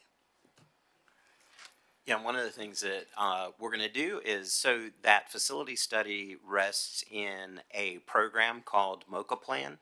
Okay. And so we're going to give you, each board member, a login. And it's pretty self-explanatory in terms of every school that was assessed has a link. It's just a simple database. You could click on the link and you can see the list of all of the needs for every campus. And Sounds so good. we'll give you, each one of you will have your own access. Okay, then I'll work with Dr. Hinojosa to put together the economics. Yes, I said that right? I just wanted to clarify, my request was to utilize, during our budget season, we utilized a grid from the Edunomics lab, that incorporated the risks, the students impacted, desired outcomes to help us when we are weighing decisions in terms of programs, and in this instance, facilities, to make the most informed decisions. I just want to say thank you as a team. I think it's a great idea and the best way to move forward. We've got some, I just had Dr. a quick, Jensen? just a quick question. We are going to make the opportunity to consider emergencies like this dance floor at Bailey sounds like an emergency to me. That's like the safety problem that's arose, and it may not have been in the facilities assessment that we're looking at. Yeah, so, and the so culinary- let's really be a little flexible. Yeah, and the culinary art code compliance at Decaney is, we know that that's urgent. So Right. by all means. And that's why this list, and that's why the 10. Absolutely. It probably could have been 20 or 30, but that's Right. probably why the 10. So let's make our decision based in data, and take a look at everything we received in the data. Sure. Then incorporate your knowledge on what, where we're at risk for things. Sure. And come to something that we can all be comfortable with. Trustee Correa? Just my 2 cents. I'll support what President Durant is saying. I wasn't thinking of the facility study, but when I saw the interest income, I was thinking more of the health and safety of the students and the staff. So places where we have mold growing and we have, bad flooring and those kind of things. I would have liked to have seen these go in those areas. So I thank you for giving us the login to let us take a look at kind of everything that we can choose from. My other question was, you made a comment, and I'm asking if this is if you said this because this is a policy that we have, or is just kind of been the understood rule.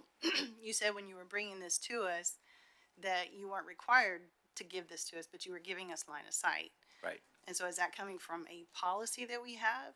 And the only reason I question is because these are budget items, these are bond funds, and so Yep. why wouldn't the board have say in that? So that is a bond question. So I don't, Ann, if you want to answer.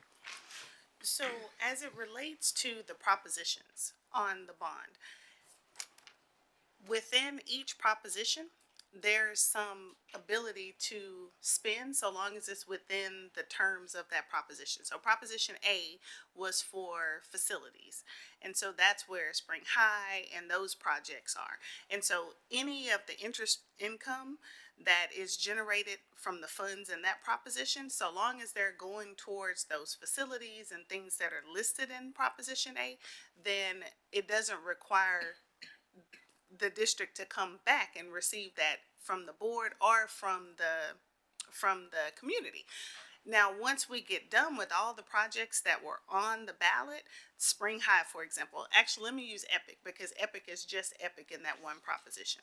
So as long as the interest revenue is being used towards Epic, then it doesn't require the additional approval. It doesn't require is the word. It doesn't require it. But the reason it's coming here is because that's the best practice, and that's what we're trying to do is operate within best practice. So when Mr. Miranda's saying it's not required, it's not required.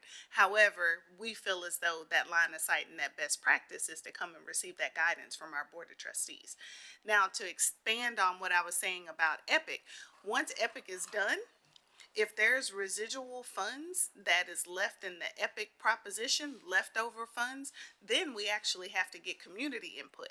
And the board has to take action on how those funds are used. But while the bond program is open, and as long as we stay within the terms of each one of those propositions, it doesn't require board approval or community input because we're staying within the letter of the law of what we said we would do with those funds.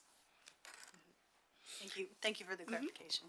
I appreciate that clarification, but I know historically, one, I want to commend the district for bringing this. Dr. Hinojosa, I appreciate you bringing this to the board and allowing the appropriate input and feedback from this body. Historically, around bonds, we had interest money and we were bought an item that, oh, we have a great deal on this building, and we purchased Teach-Up. And then a month or so later, we had an opportunity to purchase Momentum. So in the past, it was never brought to us as one. It was brought to us for our approval, one by one by one. So I'm really appreciate bringing it all at one time so that we can have that one conversation and all be on one accord. And I appreciate that.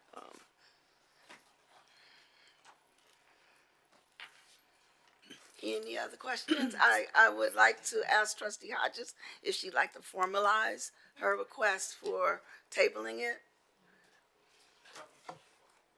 You wanna- We're not voting it on tonight, but I think in going all the way through the whole thing, I just kind of wanted to formalize it unless everybody's okay with just going with the consensus on waiting until we get additional data to move forward. I'm trying to wrap my mind around the Robert's rules, and so that's why that's confusing to me, because we don't. The item tonight was for us to prioritize the list. We're not going to do that. I see. We're going Okay. to prioritize it later. Got you. Okay. Okay.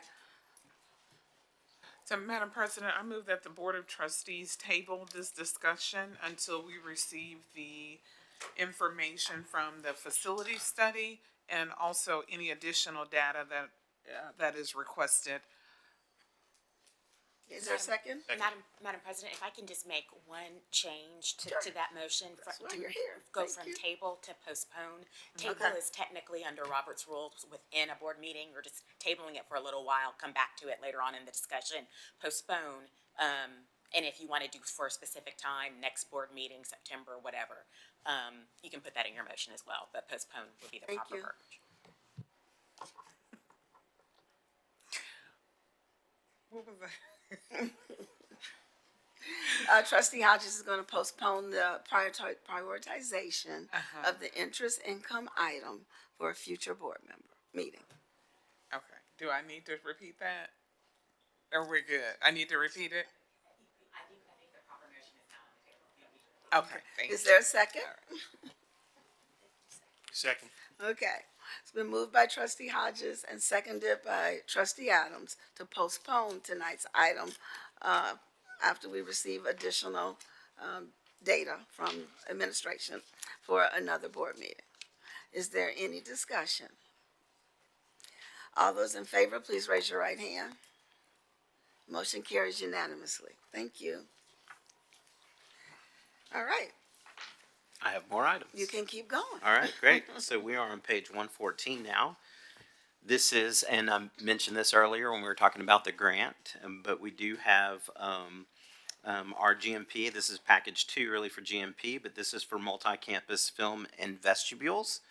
And so this is the guaranteed maximum price that covers the scope of work developed in the said facility assessment based on the TEA school safety standards. Chapter 61 mandating forced entry resistant film on exterior doors outside of the secured areas. And so this is coming as recommendations from our architect and our contractor. And as you may remember, we also did materials testing for the vestibule film, and the winning film product is from a company called Armored One. We're really excited about the results of that material testing. And so this is an item for that GMP. Are there any questions? You may continue. Sorry. Sure. It's kind of off the wall. Well, I don't want to say it's off the wall, but in all of the word demolition is what caught my attention. Mm-hmm. Have we come across any sort of asbestos or lead or anything like that that has created an additional cost? So that's a good question. From time to time we have, I can't recall of any asbestos in recent memory. I'm looking over at Gary. I don't, Yes, have we had Mr. some Hutton, recently? can you He's step shaking up his to head the yes. mic, please? Yeah, he's doing like this. If you can come forward, please, Okay. thank you. The question's around asbestos? Yeah, usually it'll come up in some flooring. Is that where we had it last, Gary, in flooring? When we did the demolition work at Robertson Middle School, when it was before it was the 9th grade center of that building, we had asbestos countertops in the science labs. We had asbestos in the pipes that wraps the chilled water pipes. We had asbestos mastic under some of the flooring, and we had asbestos mastic behind some of the old marker boards. We have a detailed manual detailing every piece of asbestos that we're aware of throughout the district. Whenever we projects, even maintenance work, we have to refer back to that, and if there's asbestos, then we have to deal with it separately. Those manuals are required. It's something that we have to have in place for the safety of our employees. And part of the reason I struggled is a lot of our buildings are newer in the sense of newer before asbestos. But Robertson is a good example. The old Robertson is a good example of an older building. When we go to Spring High School for demolition, that will be another one that's really going to be a struggle from that standpoint. I hesitated to bring Spring High School just because I know what I'm going to find in there. Yeah, so our older campuses, yes. And that's kind of why I was asking. I figured with demolition coming soon, you know, the additional costs associated with the remediation For sure, of that. and those have to be accounted for in all of our budgets, like with the demolition at Spring High School when we get to that point. Yes. You know, as I think about that, with all of our older buildings, knowing the potential for that, what is our process in, you know, ensuring that? Yeah, so those processes are mandated, so we can't get around those processes. Those are built into contracts, architects, contractors. We have inspectors on site that manage all of those processes. We have specific vendors that come in and do that work, that's all they do. And so, Gary, you can also speak to that. Yeah, so we've had cases in kitchens where there was the mastic, the glue underneath the floor tile. The floor tile was damaged before we could even touch the floor tile to make the repair. We had to call in an asbestos abatement company to abate the entire floor, and then we would go in with new glue and new floor tile because we couldn't touch the floor in its state because we would have violated the OSHA rules on asbestos for that. Thank you. Any other questions? Good question. You may continue. Okay, so now I'm on page 118. And I have two of these easement requests. So this first easement request is the approval of a utility easement at Wells Middle School. There's a church that's building. If you drive by, it's really across the street from Reynolds Elementary School, but it's First Fruits Christian Church. They're needing to tie into a utility easement that's on the Wells property. It's really kind of in the woods next to Wells and across the street from Reynolds Elementary School. This easement is for storm sewer serving for the property of the church. There's a couple of maps in the packet. The one map that I would refer you to that kind of gives you a better view is the satellite image.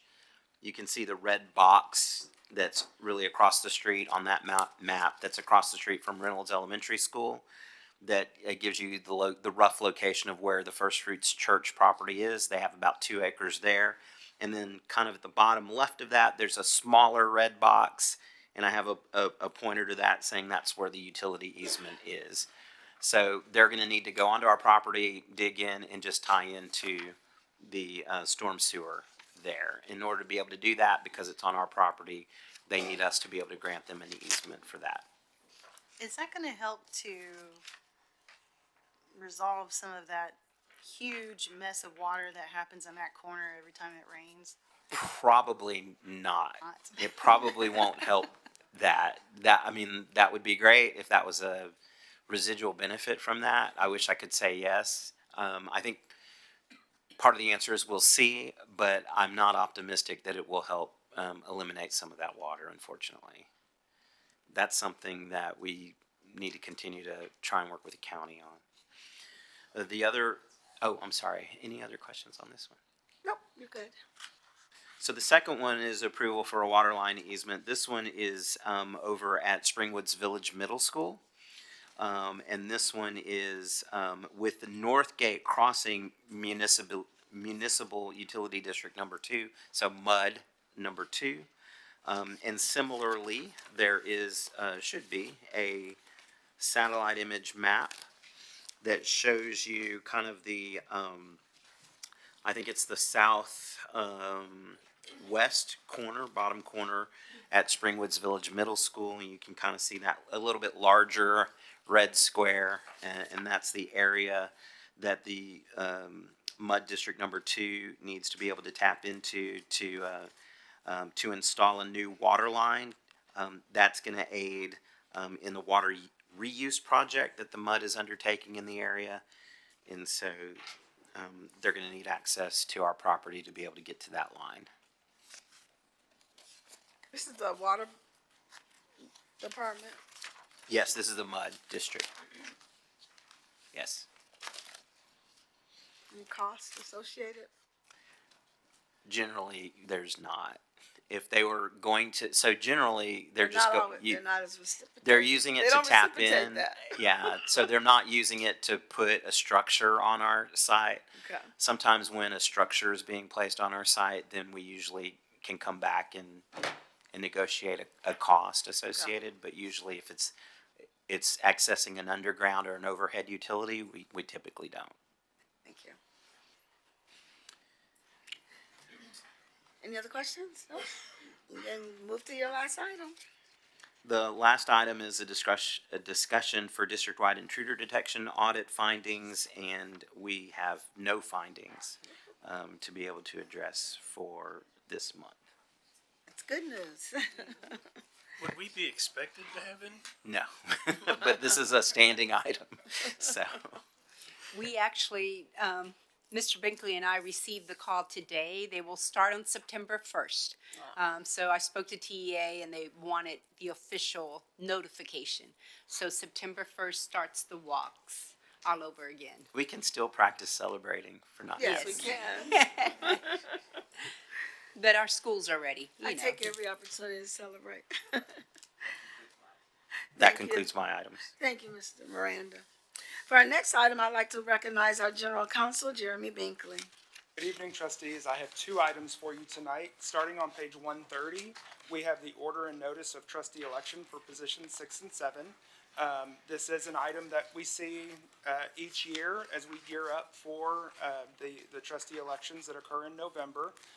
This year we have positions 6 and 7 up for election. The order and notice should look very familiar to you. These are very similar to the ones we use each year. The deadline for candidates to apply for a place on the ballot is August 19th. And then the deadline for write-in candidate declaration is August 23rd. Should we only have one candidate for each position at the end of August 23rd, we will certify to cancel the election. Are there any questions regarding this item? If not, I'll just ask if we can place it on consent on Tuesday. Seeing any objections? No. Yep, we sure can. Okay, and my next item is on page 138. This is a resolution to pay staff for the closure for Hurricane Beryl. I believe it was July 12th or July 8th through July 12th. As you remember, we had a hurricane come through that hit us as a Category 1, but felt a lot more powerful than that. We did have significant power outages across the county, significant trees down, power lines down, and so the district did close for that week. And this resolution is similar to prior weather resolutions, asking the board to allow us to pay those employees so that we can meet the public purpose and district benefit of retaining those employees as we move into the school year. And I will ask if there are any questions. I do want to note too, if the board is comfortable with it, we would like to ask for a board vote tonight because I believe, as Ms. Westbrooks has told me, payroll goes out tomorrow. And she would really like to have this official before that, if possible. Can we officially correct it to not say the severe winter weather resulting? I could have sworn I fixed that. What page is that on? 137. Oh, 130. Oh, the item summary? Sorry, yeah. The resolution itself is good. Yes, we will fix the item summary. Any I questions? removed that. I'll entertain a motion. Madam President, I move that the Board of Trustees approve and adopt the resolution regarding school closures due to Hurricane Beryl. Second. It's been moved by trustee Adams and seconded by trustee Hodges that the Board of Trustees approve and adopt the resolution regarding school closures due to Hurricane Beryl. Any discussion? Hearing none, all in favor, please raise your right hand. That motion carries unanimously. Thank you, Mr. Binkley. You can go on. Thank you. That is the last of The my last items. I do know the Board of Trustees has one item after this, and if I may provide just a little bit of context to the please. board. And so Mr. Sheffer did some research for us. He conveniently does not have a microphone at his table, so I will speak on his behalf. I do know currently Ms. Hodges, I believe, is a candidate for TASB Board Director position. We have checked with TASB to confirm that if Ms. Hodges is successful, we would still have the opportunity to designate a delegate. So that we would have 2 delegates there voting on items. And so the board may want to take that into consideration as you consider this item tonight. Potentially designating a different trustee as a delegate on the chance and opportunity that Ms. Hodges is successful in that election. Thank you for the follow-up and the research, so that we can make an informed decision this evening. So I'll now entertain a motion from the Board of Trustees to approve and adopt, for nominations, I guess I should say, for, delegate for, our assembly.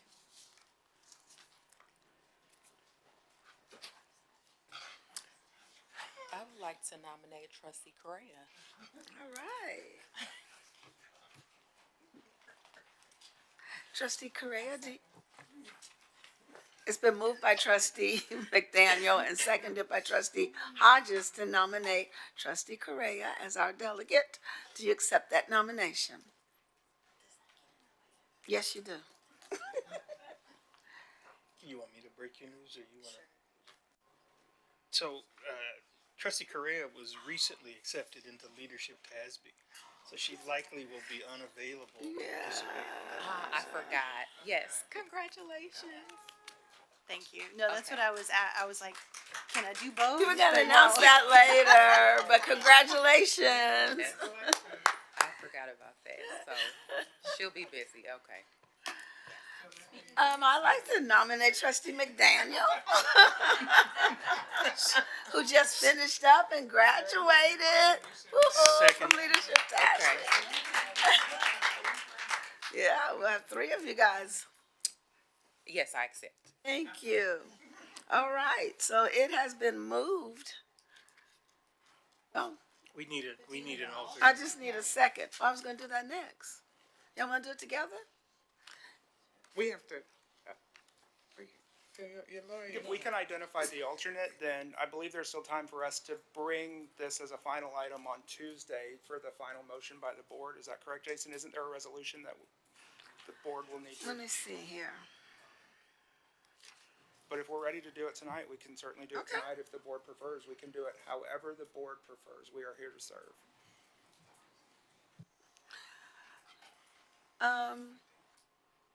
Trustee Adams, are you interested in serving as the alternate? I'll alternate. Okay, thank you. All right, so do you all want to call for the vote and take care of this evening? Any objections to that? Madam President, I move that the Board of Trustees name trustee Natasha McDaniel as the official voting delegate and trustee Winfred Adams as the alternate to the 2024 TASB Delegate Assembly. Is there a second? Second. Okay, it's been moved by trustee Hodges and seconded by trustee Correa that the Board of Trustees, we make a motion that trustee McDaniel will serve as our official voting delegate and trustee Adams as the alternate for the 2024 TASB Delegate Assembly. Is there any discussion?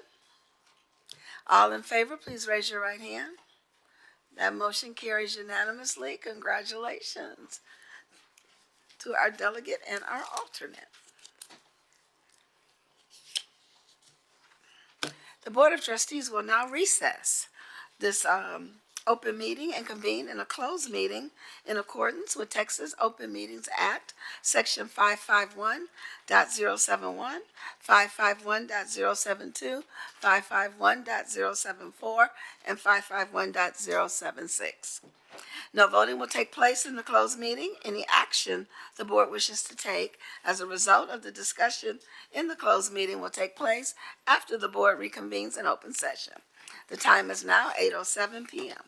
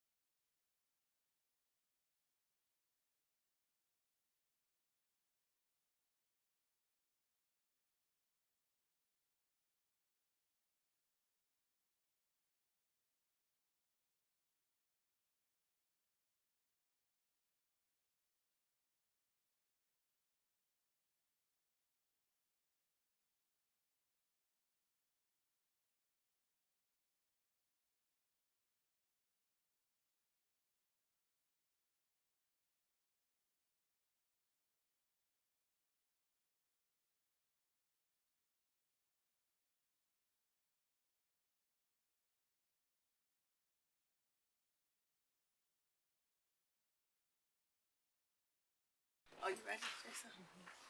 Okay, we will now reconvene the open session of the Board of Trustees meeting.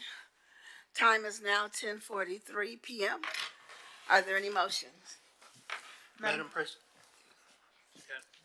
President, I move that the board issue a school district teaching permit to the following employees: Andy Nguyen, Rebecca Dinsmore, and John Sewell for the purpose of teaching non-core career and technology courses, and to authorize the superintendent or designee to notify the commissioner of education of the board's action. Second. Second. It's been moved by trustee Adams and seconded by trustee Hodges that the board issue a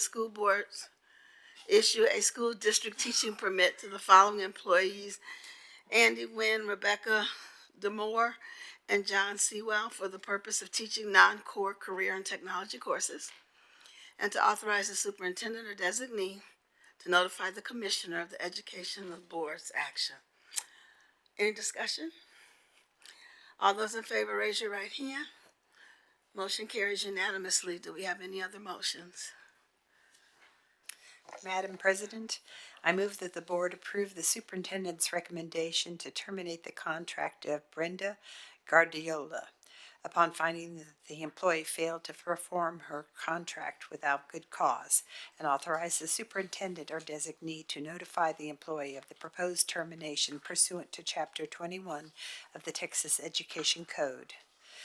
I further move that the board authorize the superintendent or designee to notify the State Board of Educator certification, and that the employee failed to perform her contract without good cause, and of the action taken by the board. Second. It's been moved by trustee Jensen and seconded by trustee Adams that the board approve the superintendent's recommendation for termination the contract of Brenda Guardiola. Did I get it out right? Guardiola. Upon finding the employee failed to perform their contract without good cause, and authorize the superintendent or designee to notify the employee of the proposed termination pursuant to Chapter 21 of the Texas Education Code.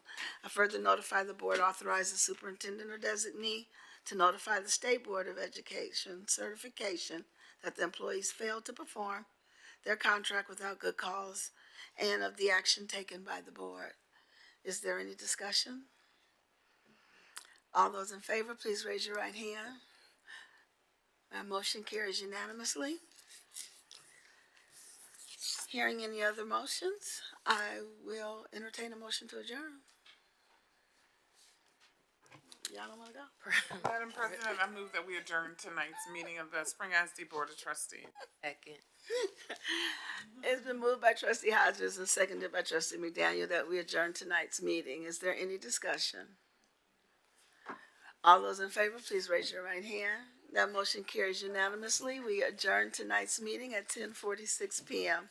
Thank you, everyone.